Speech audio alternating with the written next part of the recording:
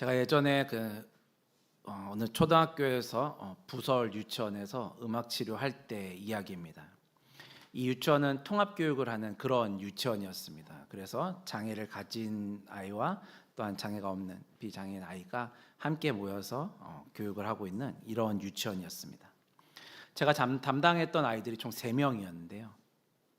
뇌병변이 있는 그런 친구들이어서 신체적으로나 뇌질환 때문에 정신적으로나 어려움이 있었던 이런 친구들이었습니다. 그 중에 한 친구가 있었는데 이 친구는 입에다가 뭘 잘 넣지 못하는 이런 친구였습니다. 이게 뭐가 문제냐라고 생각하실 수도 있는데요. 입에 뭘 넣지 못한다라는 건 먹는데 어려움이 있다라는 표현이 되기도 합니다. 밥도 잘 그렇게 먹지 않고요. 간식도 잘 먹지 않는 그런 친구였습니다. 근데 이게 그럼 먹는 데만 문제가 되냐? 이것도 또 아니었습니다. 먹는 것뿐만이 아니라 뭔가 입 쪽에 이런 치료를 하게 될 경우 치료하는 것들을 거부하고 함께하지 못하는 이런 어려움이 있었던 그런 친구입니다. 그러다 보니까 집에서도 그렇고 선생님들에게도 그렇고 많은 어려움이 되는 이런 친구였습니다. 제가 그 친구를 보면서 어떻게 하면 이 치료에 음악적으로 좀 도움을 줄 수 있을까 고민하다가 제가 악기를 하나 선택을 했습니다. 카주라고 하는 악기인데요. 혹시 들어보셨나요? 입으로 불어서 소리를 내는 이런 악기입니다. 자, 가져 내려야 되는데 못 가져왔네요. 보여드렸어야 되는데. 아무튼 이 중간에 이런 여러 치료 과정들이 있었는데요. 그런 거 생략하고 어쨌건 이 친구가 나중에는 그 악기를 물고 함께 연주에 동참하는 일이 벌어졌습니다. 제가 중간 다 생략하고 결과만 잘 됐어요 라고 얘기하니까 별로 감흥들이 없으신데 저한테는 이게 굉장히 큰 감동이고 감격이고 저에게 또한 위로가 되는 일이었습니다.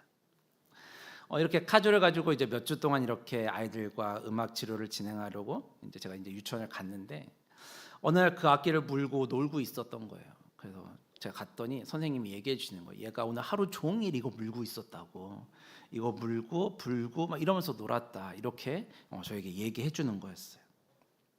이게 얼마나 참 신기한 일인지 저뿐만 아니라 이 아이의 엄마도 이런 일을 한 번도 본 적이 없거든요. 무언가를 물고 있고 이걸 가지고 놀고 있다 이런 거 부모님은 생각해 본 적이 없거든요.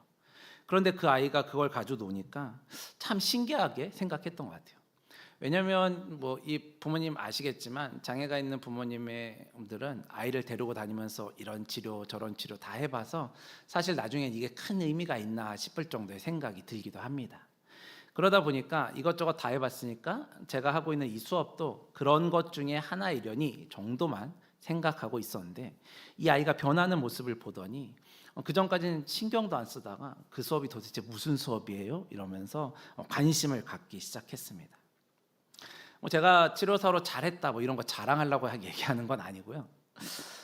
이 친구가 계속 악기를 거부하고 제 치료하는 시간 가운데 함께하지 않았다라고 하면 이런 좋은 결과가 있지는 않았을 겁니다. 제가 이렇게 이런 것들이 필요하다라고 생각했기 때문에 이런 과정을 통하여서 하기로 결정을 했고 또 그 아이도 이걸 잘 따라와줬기 때문에 이에 순종하고 잘 따라와줬기 때문에 그만큼 좋은 결과를 낼 수 있었던 거죠. 반대로 생각해 보면 아마 이 치료 과정 중에 아이에게 불미스러운 일이 일어났다든지 아이가 끝까지 거부했다든지 혹은 부모님들이 반대했다든지 얘는 이래서 안 돼요 이렇게 반대했다든지 아마 이런 일들이 있었다면 끝까지 진행하지도 못했을 것이고 아마 이런 좋은 결과들도 보지 못했을 거라 생각합니다. 물론 제가 그 아이들을 끝까지 책임진 건 아니었기 때문에 나중에 어떻게 됐는지는 잘 모르겠어요. 그런데 아마 이 시간들을 통하여서 경험한 것들이 다른 치료를 하고 또한 다른 것들을 그들이 접할 때 큰 도움이 되었을 거라고 생각합니다.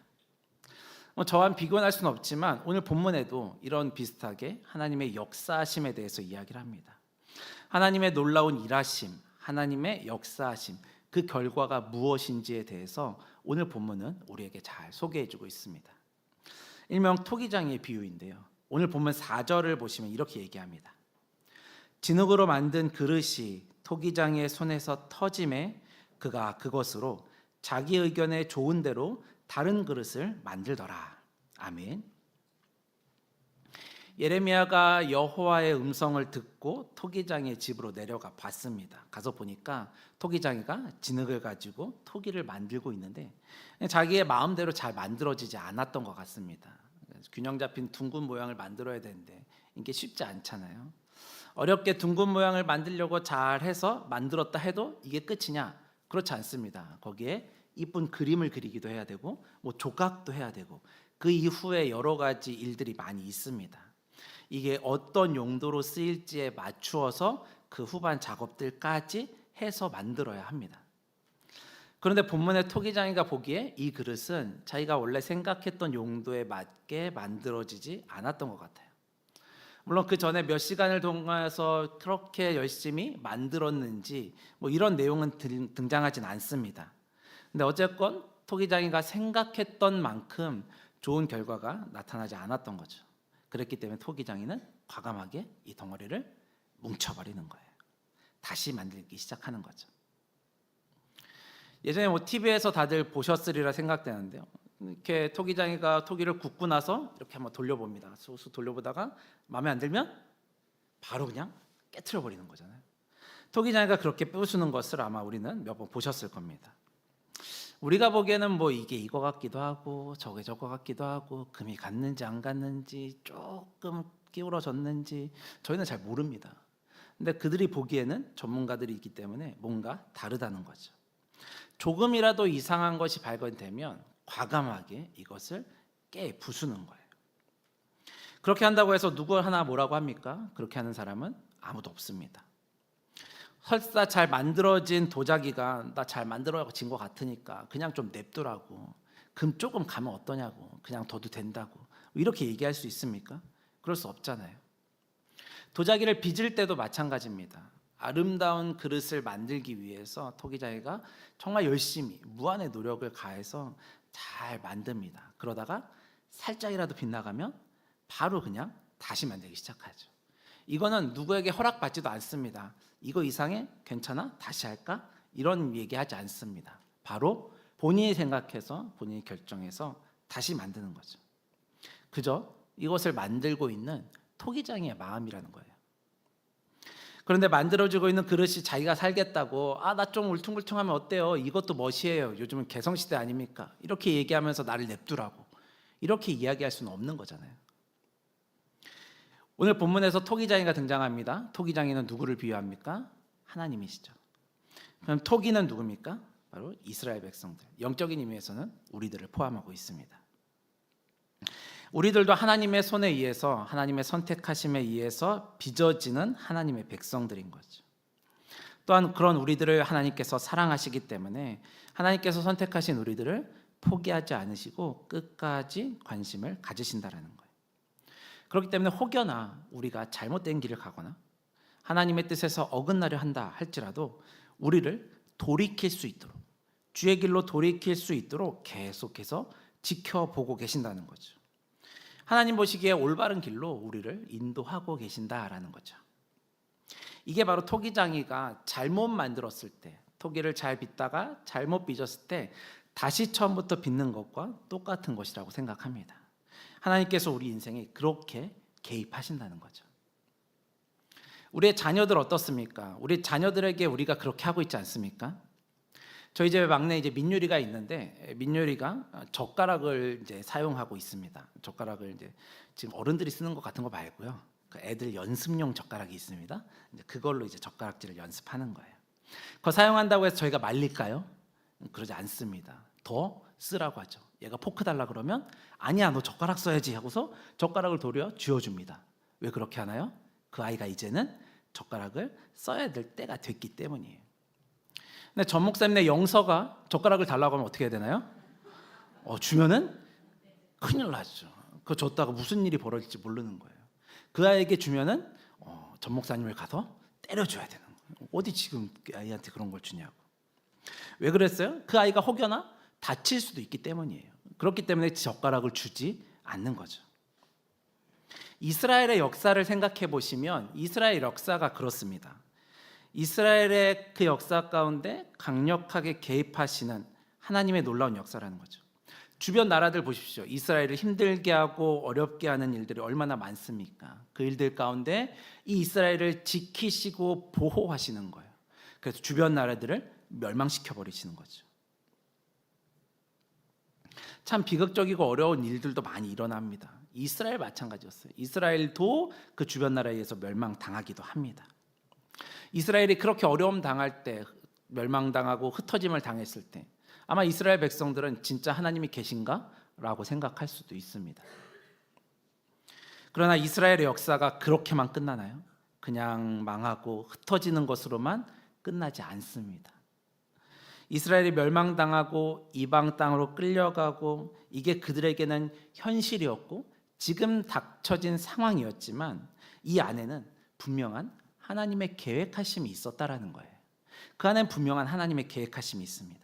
참 안타깝고 어려운 상황이고 왜 나라가 멸망당할까라는 안타까운 상황이었지만 그 상황들을 통해서 하나님은 이스라엘 백성들을 회복시키시고 그들을 더욱더 단단하게 만들어 가시려는 하나님의 계획하심이 있었습니다. 결국 지금까지 지키고 살아가지 못했던 하나님이 약속하신 제사장 나라의 법을 지킬 수 있도록 그들을 다시 한번 재교육하고 그들을 빚어가시는 일, 신앙의 공동체로 새롭게 빚어가시는 일을 하나님은 그 시간들을 사용하셔서 이루어 가신 거죠.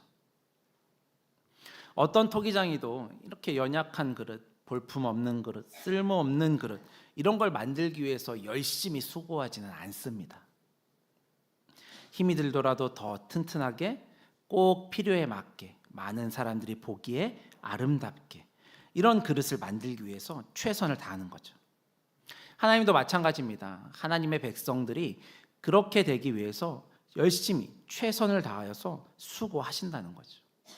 우리가 하나님 보시기에 합당한 하나님의 그릇으로 빚어지기를 원하시는 것이 하나님의 마음입니다. 그래서 하나님은 우리에게 하나밖에 없는 아들 예수 그리스도를 보내주시고 우리를 구원하신 거죠.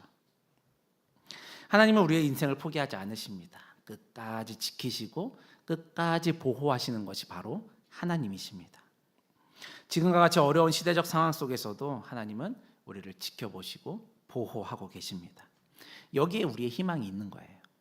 그 주의 계획하심이 있음을 기억하면서 온전히 그분만을 신뢰함으로 살아갈 수 있는 우리들이 될 수 있기를 축복합니다. 두 번째로 모든 결정은 하나님이 하십니다. 오늘 보면 3절입니다. 3절 보시면 내가 토기장이의 집으로 내려가서 본즉 그가 농로로 일을 하는데 아멘. 이 예레미야가 내려가서 보니까 이 토기장이가 농로로 일을 하고 있다고 말합니다. 농로. 제가 현대인의 성경으로 보니까 돌림대라고 번역을 했습니다. 여러분 아시는 것처럼 옛날에 도자기 만들려고 돌릴 때 위에다가 진흙을 놓고 발로 이렇게 막 차는 거 이런 그림 보셨잖아요. 그거를 이야기하는 거예요. 뭐 직접 실물을 보시고 해보신 분도 계실 거고 영상이나 TV를 통해서 아마 많이 보셨을 거예요.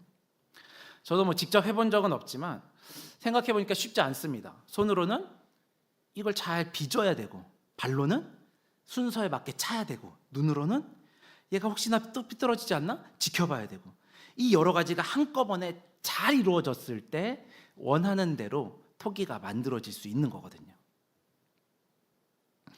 요즘 어른들이 이해할 수 없는 일 중에 하나가 뭐냐면 우리 아이들이 공부할 때 이어폰 끼고 있는 거예요.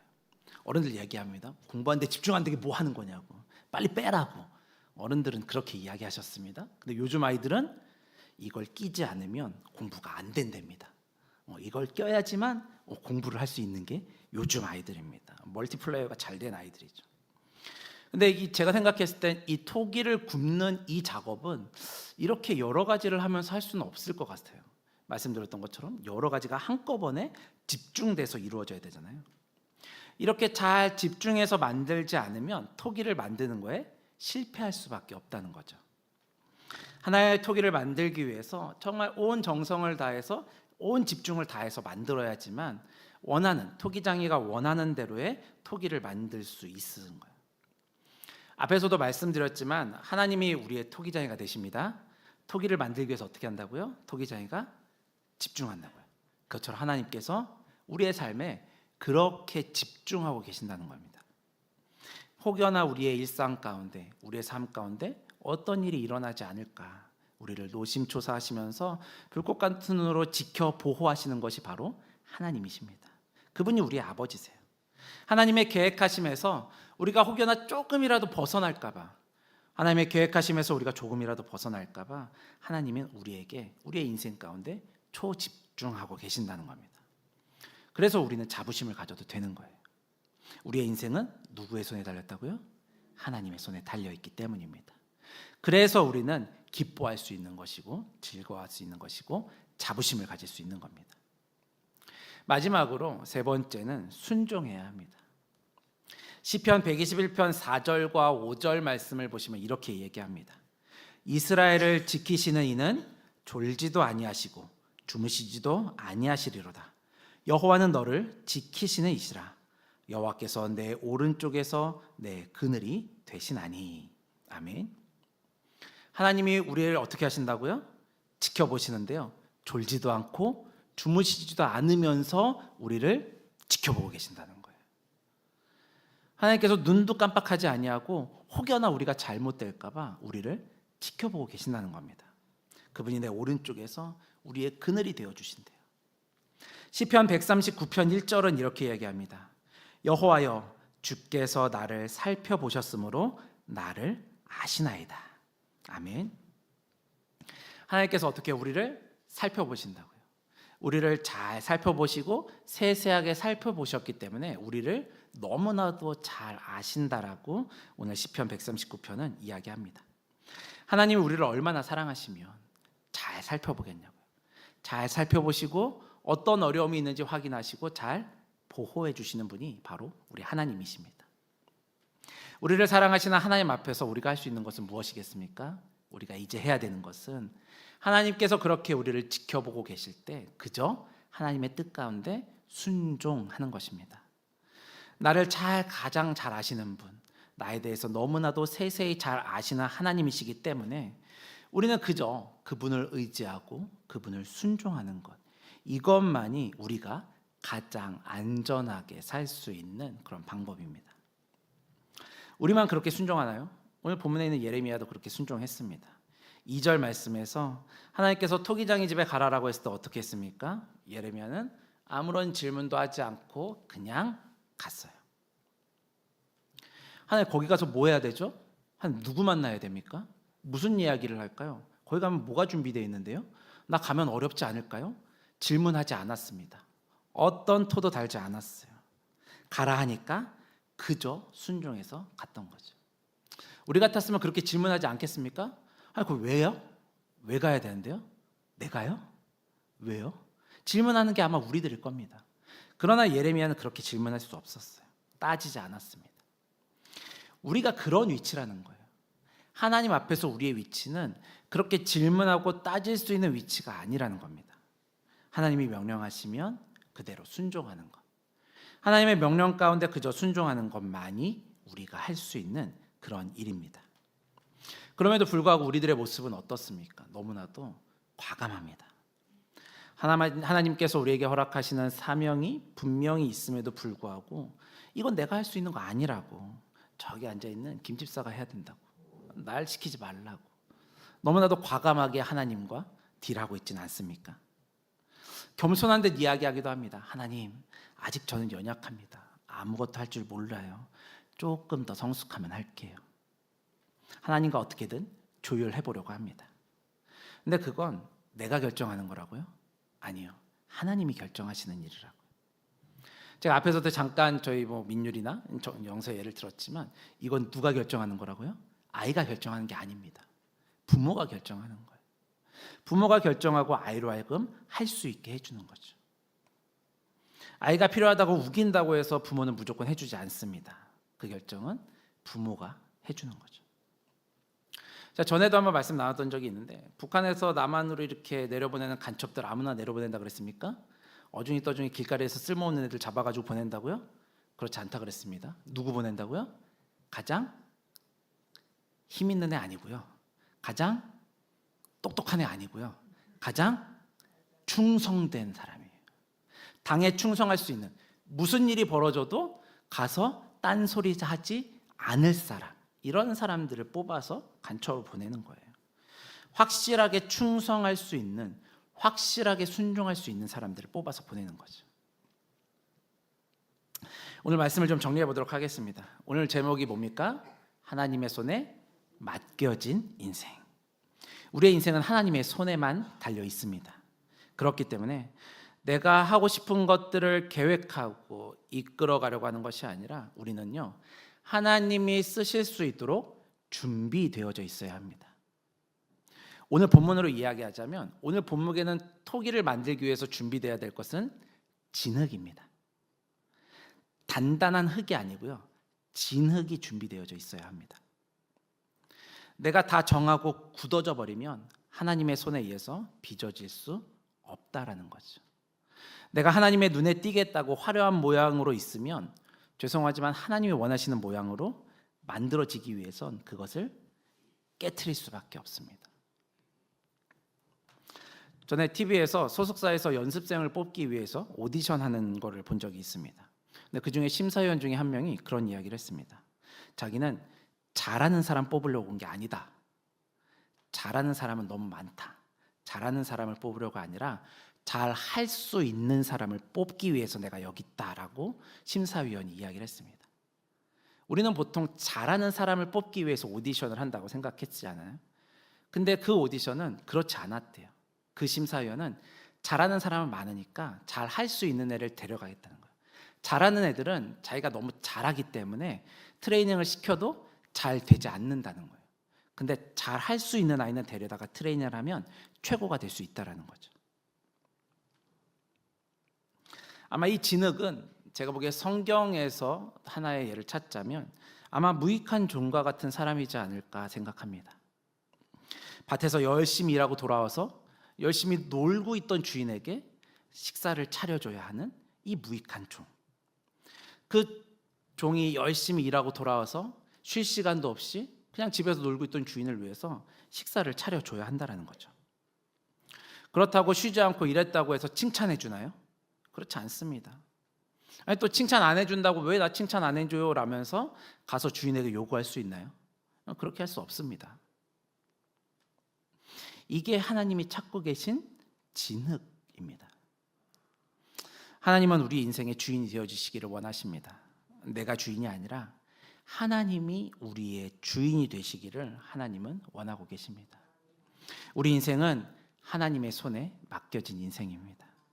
이것을 기억하면서 주님께서 우리 인생에 깊숙이 간섭하셔서 주관하실 수 있도록 내어드릴 수 있는 우리 모두가 될 수 있기를 축복합니다. 이거는요, 우리가 그냥 포기했다 이런 의미가 아닙니다.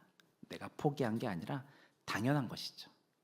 그렇게 주의 은혜를 누리며 살아갈 수 있는 주의 손에 맡겨진 인생들이 될 수 있기를 축복합니다. 우리 들은 말씀 기억하시면서 함께 찬양하고 기도하도록 하겠습니다. 나는 믿네. 내가 다른 어떤 것들이 아니라 그 주님을 믿고 주님을 고백하며 주의 은혜 가운데 있겠습니다. 이 고백을 주님 앞에 올려드리겠습니다.